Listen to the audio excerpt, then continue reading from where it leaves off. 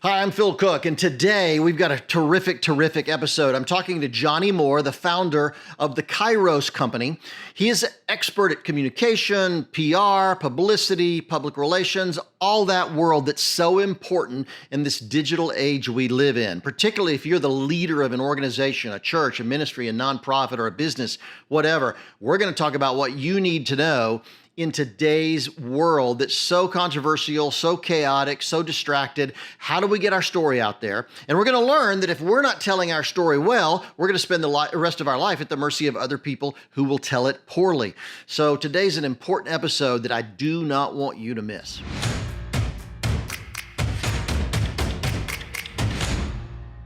Well, first of all, welcome Johnny Moore, who's the founder and president of the Kairos Company, a publicity PR firm. I'm thrilled to have you on. We've known each other for a long time, and I've just now got you on the podcast. So thanks for being a part of this. I was starting to be offended, and then finally I got the invitation. But it's always good to be with you, Phil. We have been friends a long time. I admire your amazing work, and it's fun to take some time together. Well, I think the first time we met officially was the first time I went to Liberty University to speak, and you were on staff. In fact, you may have been a key reason they invited me to come out there. And we've been friends ever since. And since then, you've left Liberty, launched your own company, and done very well. Give us a little bit about your past. Did you study this in college? What was your path to get to where you are today? Well, before my past, I should tell you that just the other day, Phil, I was talking to a Liberty grad who's gone on to do things in their life. I just happened to run into them, and they specifically referenced your convocation talk at Liberty as being transformative in their life. I mean, it was an amazing conversation. I meant to send you a note about it, but I forgot. So here we are now. But so I have 2 degrees in religion, and I was going to be a church planner or a pastor of some sort, but I was probably going to plant churches. And then through a series of events, as a student at Liberty University, they invited me to be the campus pastor for the school. And then one day, several years later, the person in charge of public relations left and got recruited, took another job. And then one day, the executive vice president of the university came to me and said, "Look, we want you to take over communications for Liberty." And I said, "I'm a pastor. I lead the campus church communications." And he said, "Well, you can speak, you can write." I was a local kid in Lynchburg, Virginia, so they knew that I had participated in competitive public speaking all across Virginia, extemporaneous speaking. Yep. And the executive vice president of Liberty had once run a major newspaper, and he said, "Look, I can teach you the communications part of it. I can teach you public relations, the media. We just need someone that we can trust, that we believe in, and that believes in us, who can write and who can speak." And that was the beginning of me becoming a bivocational minister, and now fully a tent maker with my ministry. Entirely voluntary, but most of my day, I'm a business person. Now, you've consulted when it comes to communications, public relations, those kind of issues. You've consulted with governments, with businesses, but you seem to have a real focus for churches, ministries, nonprofit organizations. If I'm a pastor or a leader of a ministry out there, I'm doing the Lord's work. I don't have time for this stuff. Why should I be interested in public relations or concerned about how I communicate my message? Why does that matter? Well, you have accountants, right, that help you manage your finances. You have lawyers that have you pay attention to your legal liabilities. And most of your legal problems, sometimes your accounting problems, lots of other problems come from communications, from handling communications badly.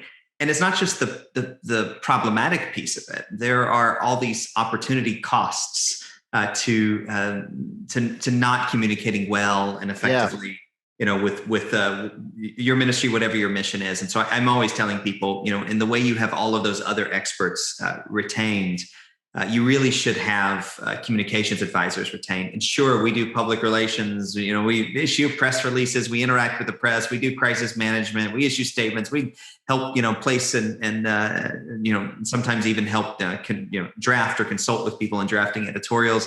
Like we do all the same things. But what we really are is we're counselors to our clients. Those clients are very often mega churches, nonprofit ministries. but also businesses and private individuals and sometimes family foundations and people who understand that affluence is a matter of stewardship, but influence is also a matter of stewardship. And look, you don't have to be the big megachurch. If you are, the pastor of a church of 100 people in your town, but you are the sort of spiritual father to the city, you're a public figure, and you're probably more influential than any politician in town whose term of it will eventually end. And so, we advise all kinds of organizations and individuals with their influence. How do you manage your influence? I sometimes feel that's about advancing your mission. It's very often about protecting it, and making sure that you're defining yourself, in the public square, and people aren't defining it for you. Yeah, I learned early in my career that if you don't tell your story, you'll spend the rest of your life at the mercy of other people who will. So who is going to define who you are and tell the story of your mission and your purpose and what you're doing? Particularly in the internet age, the critics, whatever you put on the internet will stay out there. And so if you just let the critics put their version out there, that's going to be there forever. So I do think we need to understand the power and the importance of getting our story out there. That's really critical, right? Especially, as you said, in the internet age, the information age, that we're living in. It used to be that you would hire a public relations firm or a communications firm if you had something to promote or if you had a crisis to manage. But these days, where the real currency in our society it's not money, it is information. And if you aren't being proactive, if you're only being reactive, you will miss the boat and in terms of defining yourself in the public square. And by the way, the public square isn't just about controversial things. It's just like, look, when you are feeding the poor in your city, or operating a soup kitchen, right? Some people say, I don't want to promote that because I don't want it to be about self-promotion, and if you're a Christian, like, the Bible's really clear about these things. Like, we don't want to seek this credit for ourselves. But what I try to tell people is, look, that's a legitimate concern. You have to always guard that. It's mainly a concern of your heart. But what's more important is when people know what you're doing, it becomes contagious. People in the community will start duplicating it. Other churches will start acting. And so there is a righteous task of telling your story. And as people of our book, of the Bible, I mean, this is at the heart of who we are. We're telling the story of the gospel. We're telling the story, of our testimony of how God has changed our lives. We're to remember our stories from the past. I mean, the word remember is like the most frequent word in the Old Testament, all for a reason. And we should become better storytellers outside of a sermon on Sunday mornings. That's so good. That's really good. And I love what you said earlier about it impacts smaller churches as well. A number of years ago, we did some work with some rural churches out in the country. So one was in South Texas, one was in the middle of Illinois, and we did a survey and discovered they were the most influential. The pastor of those churches was the most influential person in the county, and these weren't huge churches, but they were very influential. We came up with a term called urban. How do you bring urban values and worship styles and contemporary thinking to these rural churches? And so, we've got to stop thinking it's about mega churches. We've got to start realizing that small churches can have influence and need to be telling their story as well. And with social media, that's a powerful tool to at least start doing that. I think that's a really critical thing. Yeah, and it's not to be resented. I mean, the beautiful thing is influence is a gift that God gives to certain leaders, to certain institutions, to certain organizations. As Christians, that's good. We have a great commission that we're supposed to be living out in our lives. And that's about, that is about an ever expanding set of concentric circles of telling a story. I mean, this is what this is. And so if God gives you the gift of influence, God forbid that you're arrogant or prideful about it, or you think it's because of you. But if he does give it to you, you have to help manage that. And it's the whole body of Christ. And there's some people in the body of Christ, that have gifts, in this area. But I'm telling you, in my opinion, a church of any size, but especially a church of 1,000 people or more in the United States of America, they need help in this area, and they can't get it exclusively inside. But that's just part of it. And I read something the other day that the problem you should be most concerned about is the one you're not expecting. You just never know. It's not about, if a disaster will hit, it's when. And in today's internet-driven world, I just think there's so many opportunities for things to go wrong. And I know in your case, in my case, both, I've gotten plenty of calls from churches where the pastor had run off with the secretary, or somebody had embezzled money, or there was a problem with a youth leader. There was some crisis, but after the crisis happens, it's a little late to try to start putting your crisis plan together. You should be thinking about these things ahead of time. What's your advice in that kind of area? Well, a couple of things. Number one, a crisis isn't necessarily a scandal, right? So scandals happen for sure, and those scandals have to be particularly managed, because oftentimes people within the body of Christ, the cost isn't the scandal. The cost is the loss of trust. Yes. And I always say, Phil, you and I both spend a lot of time around the world. And one of my favorite phrases when I'm traveling internationally is that the most valuable commodity in the world is not oil or gas. It's not in the ground anywhere. It's trust. And when you lose trust, you lose a cherished asset. And yet sometimes people think that a crisis is exclusively a scandal. It isn't. A crisis is something that's unexpected. It's when the hurricane, comes and takes out the whole city, and people need immediate help now. And you should be ready for that and be ready to provide all aspects of that. It's when you have a key staff person that you thought was always going to be with you, and is suddenly departing for a good reason. And, God's called them to go somewhere else. You support it. But because of the world we live in, everyone thinks suspiciously about it. And it's all how you communicate these things in order to protect your reputation, the reputation of the individual. And of course, if you're a large organization, at some point, you're going to be sued by someone for something. Litigation, we live in a highly litigious society. A lawyer's job is to protect your legal liability and expressly not to protect your public reputation. They have one job. And this is why law firms very, very often encourage people in litigation to hire communications advisors, because they know that's not their job.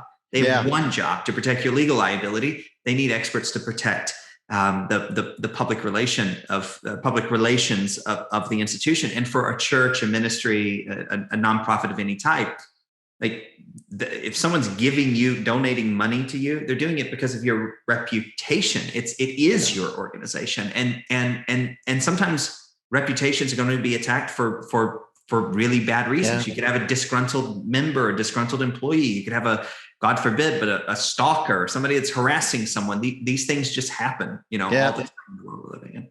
It's funny. I could probably name you 8 or 10 churches right now. I bet you could do the same, that has a disgruntled ex-employee or disgruntled ex-church member who has created a Facebook page or a blog for the express purpose of just criticizing the church. I know one out here in the West that every Sunday, this guy writes posts about a particular church that he went to that he didn't like.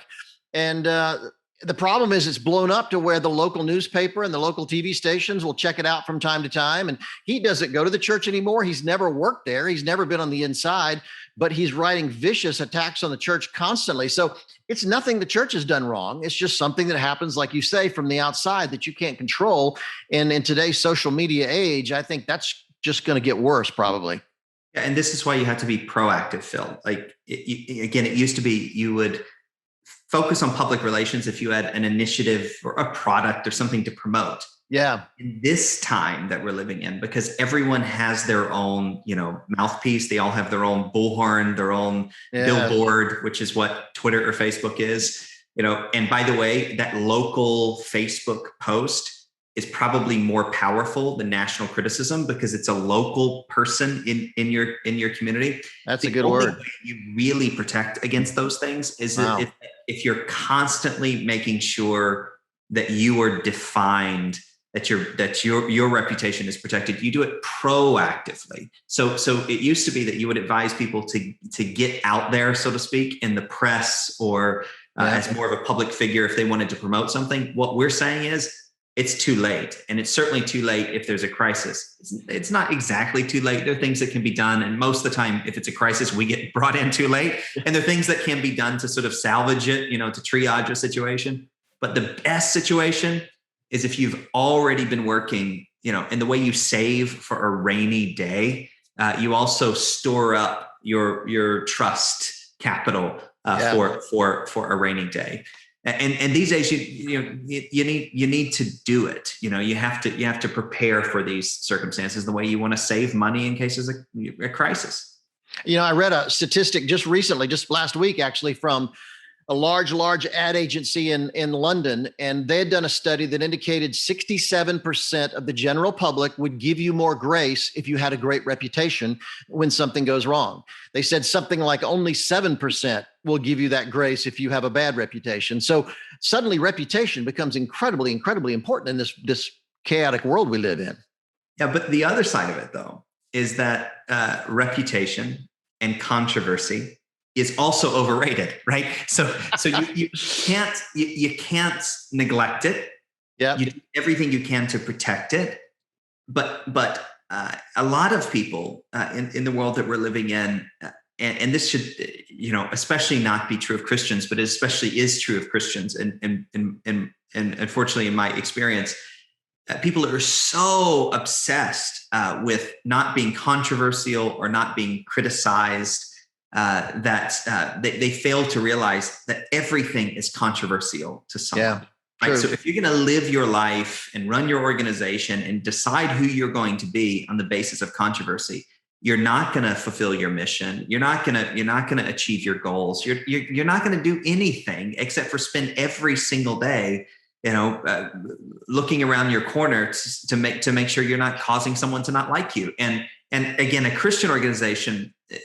You don't want to be out there like as a firebrand. You don't want to be creating problems for yourself. You don't want to, there's a balance to this, but you also have you have to have a realistic expectation that you're not going to be popular all the time. Controversy is coming, and the way every pastor preaches, you're either like just out of a trial or in a trial, or going into a trial. The same thing is true. If you're a public figure, if you're an influential organization or business, you're going to be in controversy, recently out of it, or going into it at some point in your ministry or career. And you need to be okay with that. And as you're a Christian, if you're a Christian, you have to be. The Bible says in Galatians chapter 1, if you're a servant of Jesus, you cannot be a slave to the opinions of people. You just can't. You just have to do what's right. But that also means you could be smart about it, and you don't. You can say things in a way that takes into account the full counsel of God, to use another theological term. Well, you've got both backgrounds, so we have to use both perspectives. Let me ask you this. What are the biggest mistakes you see out there when it comes to churches or ministries or nonprofit organizations when something bad happens or a challenge happens? What are the biggest mistakes you see most of them make out there? Number one, they're too slow. Speed matters in defining a situation, right? It's like if the storm rolls into your into your neighborhood and you wait 10 extra minutes to batten down the hatches, that's 10 minutes that things can fall apart. And so I think it's important to be quick. That doesn't mean quick to take an action. It means on top of the situation. If there's an emergency situation, you get your core team together, you get your external advisors together, and you get a handle on it fast. Number two, many organizations speak when they shouldn't speak. Sometimes you should just be quiet. And then if you shouldn't be quiet, then often they say too much, and most of the time we're advising people in a crisis situation to you respond immediately internally, to handle the situation. But you wait and see a little bit about what to say. And then when you do speak, in as few words as possible and as concise as possible, just say what needs to be said, as opposed to paragraphs and paragraphs and paragraphs of everything that could possibly be said. And I'll tell you, if it involves something that could be a potential legal liability, and that again, it doesn't have to be a scandal. It could be COVID-19 and they shut down the churches in your meeting anyhow, and the city's going to sue you for that. And then all of a sudden you're in court, and every one of these words that's in the newspaper, your lawyers are going to have to defend. Like, you should be concise, be clear, always seek external counsel. The Bible says this is wisdom in many counselors. Yeah.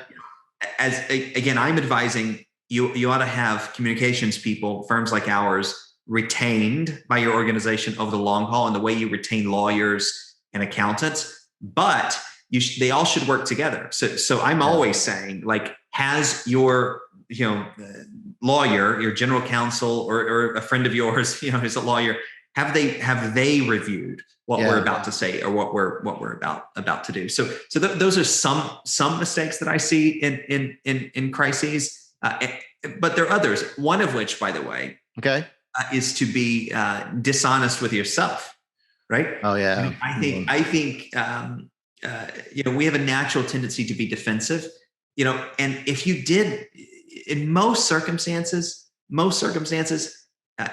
even if you're totally, you have a total handle on something, or you're totally innocent of something you're being accused of, there is something to learn in this situation. That's true. There's something to learn. So if someone, a disgruntled employee, didn't become disgruntled overnight, a church member, who leaves dissatisfied, with their experience at the church, there might have been more things that you could do, and so you have to always sort of like be in this attitude of self-improvement to see what you need to learn from all of these situations. Because leadership is an iterative process. You get better over time, and you have to always be a student of yourself, as well.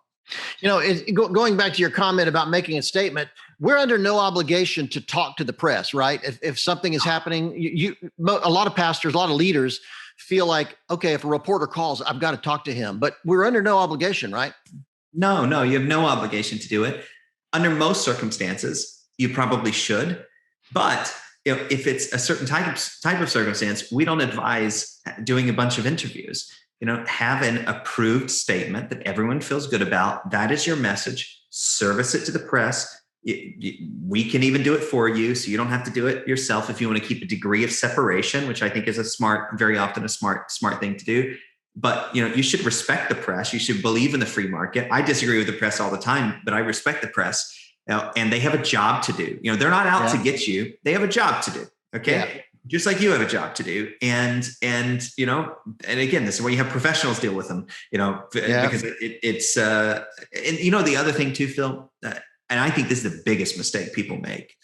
It's the second biggest mistake. First biggest mistake is not dealing with this all the time. Not just paying attention to your stewardship of your influence outside of your organization or church. The second most important thing is the people who say too much.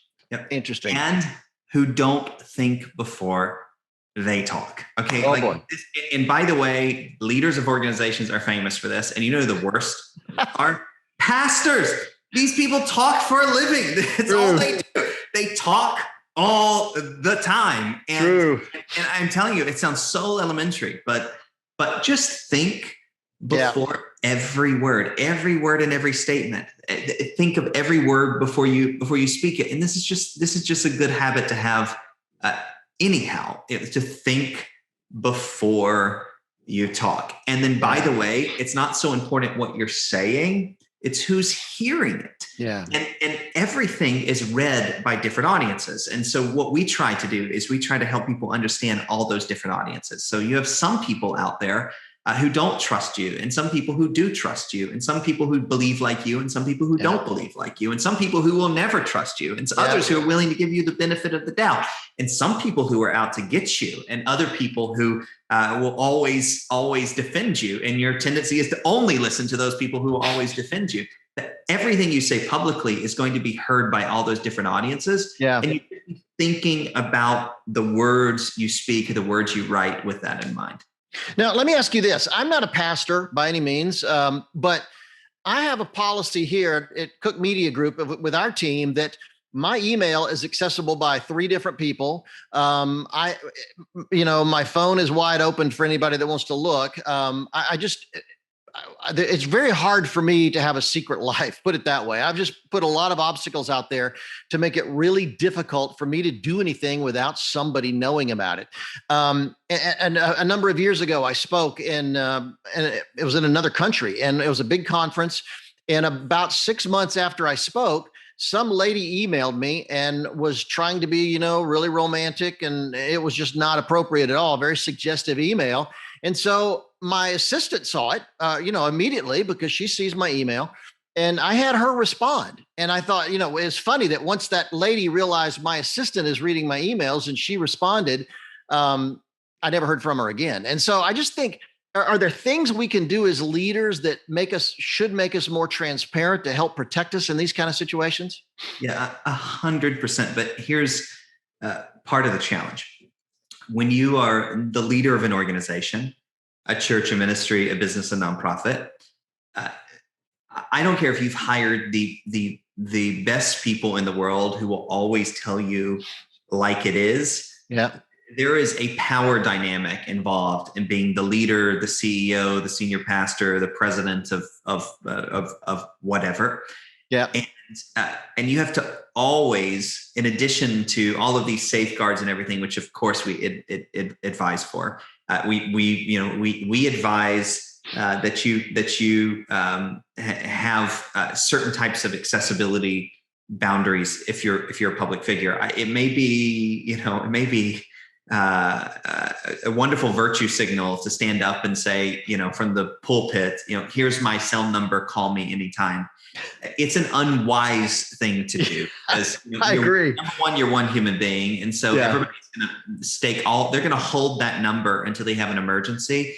And it's going to, you should do stuff like this. You should have an open life to your assistant, and, certainly to your family and all these other things. Of course, let's take that for granted. Sure. The bigger mistake, frankly, that I see is senior leaders not having external advisors. Okay. People, and sometimes those are mentors. Sometimes those are friends. Sometimes it's a certain type of elder, in a church, a certain board member on your organization's board. Sometimes it's a lawyer, that you talk to. And I just say that, every serious leader ought to have a diverse kitchen cabinet. I'll tell you, one of mine isn't a Christian. He's an Orthodox Jewish rabbi in Los Angeles. I talk to him every other day about everything you could possibly imagine, and I could tell you, like, that friendship alone has done more to, protect me as a human being, to make my business more successful, to make my ministry, which now is principally focused on helping persecuted people, religious freedom and human rights, more effective. And I can tell you, you might have the best team in the world, but there is something about being the person that the buck stops with. Yeah. That people are just every piece of advice they give you is going to go through a filter. The only way to bust through that is through external advisors. And they can be formal professionals you hire. They can be informal friends or personal advisors and mentors. But I'm just telling you, if you don't have it, the probability of a terrible mistake is about 99%. It's just a matter of time. Well, it's interesting, the dynamic of being a spiritual leader, because you and I both have probably experienced clients where if the pastor if there's a scandal around the pastor, the criticism is always, well, there was no accountability. But it's interesting that the leaders in most organizations, like a church, most people got saved under that spiritual leader, or they got their marriage put back together under that spiritual leader, or they got off drugs or alcohol because of that pastor. And so they're going to be really, really careful about, accusing him or confronting him, even with wrongdoing that they may know about. Whereas, because I'm not a spiritual leader, my team feels perfectly fine to tell me my idea is stupid, or that, I've done something dumb. They feel perfectly comfortable with that. Maybe too comfortable. We'll talk about that in a different episode of the podcast. But it is difficult for a spiritual leader because the people that surround him are often believers because of that person. And so you have to really, that's where I think the external counsel, like you're talking about, comes into play, because they don't feel quite the same way. They don't feel that loyalty or obligation from a spiritual perspective. And then maybe they're more likely to tell you the truth. Yeah, and this is also why leaders need to maintain their humility, right? And I think certain church cultures, have certain behaviors in the way they elevate their leaders. And my advice to a leader, I don't care how successful they are, and we advise a lot of them privately, is always try to turn that down. If it's 2 degrees, turn it down. Get in the get in the habit of turning some of that attention off. I think it also, and it's also important that you're not a superhuman, either. And that doesn't mean inauthentic. Sometimes leaders, overdo that. But as a good Jewish friend of mine reminded me, in Judaism, they don't have saints, because they recognize that their leaders are still humans. And I think one thing that us Protestants were freed of was a habit of sainthood. But so we ought to recognize our infallibility all of the time and build infrastructure in our organizations to help manage it. And one of the first things you could do as a leader is, if everyone wants to treat you like you're the Messiah, unplug that quick, because more often than not, I'm sorry to say, but I've seen some leaders believe that they are. Well, we live in a world where a housewife in Topeka, Kansas can create enough momentum through social media to bring down a major corporation these days. And so I tell leaders, never get into a position where you think, my legal team, my PR team, my communications team, they can handle whatever people accuse me of. It's very difficult. Social media has really changed the dynamic out there. And so it doesn't take much to start damaging real reputations these days. So I don't know, maybe I'm being OCD, but I just don't feel like you could be too careful. One of the big, maybe this is OCD, but one of my big things is, there's no reason in the world every office in your organization shouldn't have a window or a glass door. I don't know. This is common sense stuff, right? But unfortunately it isn't. And absolutely no question. I think these, and as much as we train people in theology and seminaries and these sorts of things, we don't train them in life very often. I'm sorry to say, and these are some things that they need to know, and they need to learn early on. The other thing too, Phil, you're talking two or three other things that occur to me.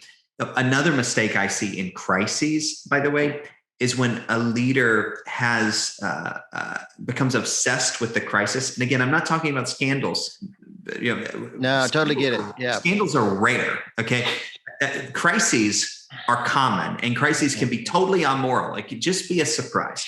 And one of the biggest mistakes I see leaders make in crisis is they filter the entire organization through the crisis. They become obsessed with the crisis. And one of the things we're always telling people is, look, one of the reasons why you involved us is so we can take that burden off of your shoulder, put it on ours.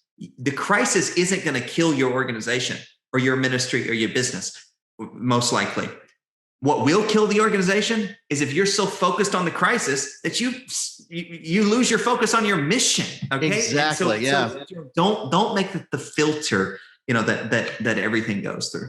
Yeah, it's funny you say that, because I actually fired a client a number of years ago. It was a pastor who got so upset. He wasn't even having a crisis. He would just get so obsessed with 2 or 3 critics, that he would just focus on that completely at the detriment of the rest of the church. He couldn't concentrate on anything else. All he thought about was these 2 or 3 vocal critics, and he just could not, he was just obsessed with it and couldn't let it go. And finally, I got to the point where, we can't do anything in communications that we've been dreaming and talking about if you can't let that go and move forward. So it is an issue out there, and we've got to be careful about focusing so much on the negative that we completely get derailed from what God's called us to do. I think that's good. It's an insecurity when a leader is so obsessed with a handful of critics. It's also a fallacy. I guarantee that there are at least as many people with you as against you. And the truth is, it's probably more like 98 to 2%. It's not even 50-50 or 70-30. Right. You just have to get that stuff out of your head, or you got to hand it off to people to manage it. And you have to stay focused. And again, this becomes, if you're a Christian leader, this becomes a discipleship problem. I said it earlier, I'll say it again. Galatians chapter 1, I think it's verse 10. It says, if you care about the opinions of people, you just can't be a servant of Jesus Christ. Like you have that doesn't mean that you neglect them. Doesn't mean that you don't find the kernel of truth in them. We have to love our neighbor as ourselves. We have to pay attention to those things. But if that's what's driving you, you're going to fail. So let's talk about this cultural moment right now. What are the things we need to be concerned about? A few weeks ago, you wrote a tremendous blog post on my blog at philcook.com. And I'd encourage people who are listening or watching right now to go to philcook.com and just Google Johnny Moore or cancel culture. He wrote a brilliant piece on how to respond when cancel culture comes to your church or your ministry organization. What are some of the things in this cultural moment we should, as leaders of spiritual organizations or nonprofit groups, we should be concerned about right now? Number one, you don't have to have an opinion on everything. Okay. In the digital age, in the Twitter age, in the Facebook age, I think people think that they have to just air every thought and criticize everything that they disagree with and give their opinion that people aren't seeking. And in so doing, what ends up happening is we end up creating problems for ourselves as I think you have to be very scrutinizing about when you open your mouth and when you keep your thoughts to yourself. But in the cancel culture that we're living in now, I mean, first of all, people should understand that there's still nothing new under the sun. This is not a new phenomenon. This is sort of the latest iteration in a type of cultural agitation, that we've seen in the past and in various ways. And generally speaking, the best approach in the cancel culture is just to hold your guns, but don't be a jerk about it. Yeah. Okay, be confident in your own skin, and know what you believe. Stand up for what you believe, but don't be a jerk about it. When the Apostle Paul went into the sort of cultural ethos of his time, the heart of culture of his time in Athens, he went to the Areopagus where all the philosophers were arguing back and forth. And it's really interesting, that the Bible says that Paul quoted their poets, right? He quoted their poets. He understood them as much as he understood what he believed. And I do think that there is this challenge that we sometimes have of wanting, if someone tries to cancel us or tries to pick a fight with us, that we need to get in a big public fight with them. And most of the time, the best response is hold your guns, stay focused, keep moving. This too shall pass. Yeah. But by the way, you need to learn from it, because you may be the least deserving person of being canceled in the entire world or your organization or whatever. Yet there's someone out there in the public square that thinks you should be canceled. Yeah. And as a Christian, you don't have permission to not love anyone, right? It's one thing if it's a political organization or if it's a business situation, and we advise on a lot of those things too. But for our conversation today about churches and ministries and nonprofits, you have to understand that person who's after you is also someone that you're called to pray for. You're called to reach. You're called to care. You're called to care about. but you have to also see the truth. Like a lot of times, cancel culture is it's not so much about morality as it is about a certain type of political agenda too, right? So this is baked into the equation, and you have it all together. You have some people who are legitimately concerned and feel this way about you. You have other people who have a political agenda, and this is a tactic in order to advance their political agenda. And as a pastor or a leader of a religious or a nonprofit organization or a church, you can't change what you believe and can't change who you are. Yeah. So sometimes, again, to go back to the Gospels, like you just dust the feet, dust the sand off of your feet and just move on, and just keep going. But don't let someone draw you into a fight that isn't your fight, that's going to distract you from your mission. Under most circumstances, just hold your guns and keep moving forward. That's fantastic. Well, this has been great. This has been fantastic. Is there one last thought you'd want to leave people with, particularly for pastors or ministry leaders or nonprofit leaders? There was one thing you could say before we go. What would it be? I would tell everyone that's listening to us, Phil, to get help in this area. Don't try to carry this on your own. But here's how you can help yourself. To make sure as a leader that you have, whether it's professional advisors, that you have your own kitchen cabinet of people that you trust, that you can talk through things with. Because I'm just telling you, this is what I see the most. And then, by the way, if you're a pastor of a church and those people are in regular life, not ministry, it's going to help your ministry. Because I'm afraid that a lot of people in the pews in our congregations feel like that their pastors don't understand their lives. And one of the biggest changes for me when I moved from being just a pastor to a business person that gives a percentage of my time and resources in ministry is I felt empathy more when I stood on a church when I preach on a weekend. I feel differently preaching to a congregation, having been a business person Monday through Friday in the week before. That's great. That's great. I think a lot of leaders, one of the reasons why our churches, have unrealized potential is because their leaders don't understand what it is to be the person sitting in the pew. And one of the ways you can help yourself with that is make sure that some of your advisors aren't in your little ministry church clique. That's fantastic. Fantastic. Okay. So if we do want to find out more, if a leader needs your help or wants your advice, how do we get in touch with Kairos? How do we get in touch with you? How do we do that?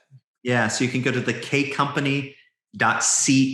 So the letter K company.co.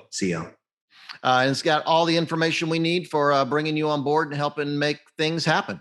Yeah, it's right there, and of course, I'm not hard to find, so feel free to write or to call me, or I just see Phil all the time. I'm sure you do too. How often our friends, people we admire and respect, there are all these unforced errors. It doesn't have to be that way. You don't do your taxes by yourself if you lead a large organization. You shouldn't manage our complex, vicious public square that is by its nature out to get you in some way on your own. Well, the thing I love about what you do and the work you do is the relationships you have with the media. If a person is a PR person, but they don't know how to get your story out there, that's not going to get very far. But you have remarkable relationships with national media. You've been out there for so long. I just think you just do amazing work. And so that's why I'm so incredibly excited for you to be on today. So thank you for coming on. Thank you for being a part of this. We'll promote this because I think people need to hear this message.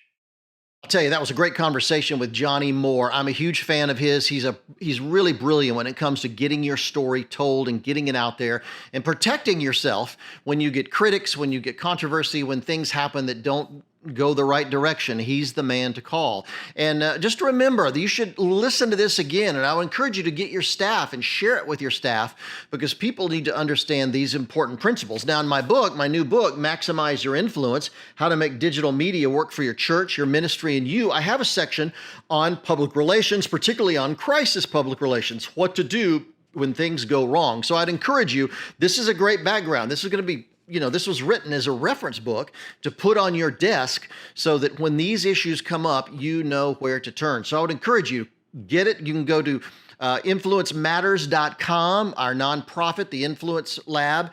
You can order it through a donation to the Influence Lab, or you can get it at Barnes & Noble, in Amazon, any place where you can find books online. It's going to be available. So get the book. I think it'll be really important. In the meantime, in the show notes will be all the information you need about getting in touch with Johnny, learning more about the Kairos company, what they do and how they can help. So thank you so much for watching this. Again, share this with people that may need this information, because I think it's critical to helping people overcome these challenges in their work. Give us a rating. Go out there and just comment. Let us know what you think about it, because I think these things just are filled with so much information. I think people need to know. It's going to really help them. So thanks again for watching, and I'll see you next time.